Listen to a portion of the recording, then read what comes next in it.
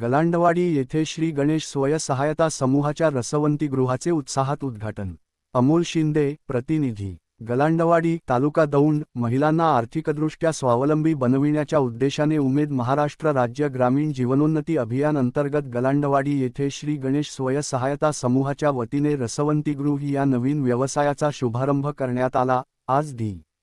2 मार्च 2026 रोजी हा उद्घाटन समारंभ मान्यवरांच्या उपस्थितीत मोठ्या उत्साहात पार पडला। या उपक्रमासाठी सीआरपी सोनाली अमोल शिंदे यांच्या मार्गदर्शनाखाली महिलांनी पुढाकार घेतला।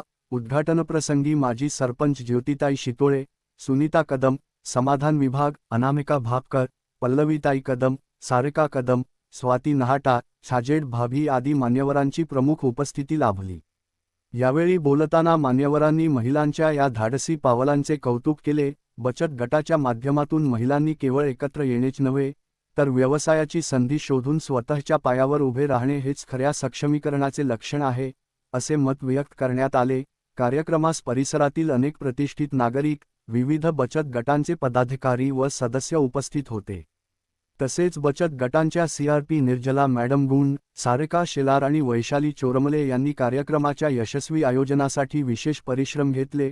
उमेद अभियानामुळे ग्रामीण भागातील महिलांमध्ये आत्मविश्वासाचे वातावरण निर्माण झाले असून, श्री गणेश स्वयंसहायता समूहाने सुरू केलेले हे रसवंतीगृह गलांडवाडी परिसरातील ग्राहकांना उत्तम सेवा देण्यासाठी सज्ज झाले आहे।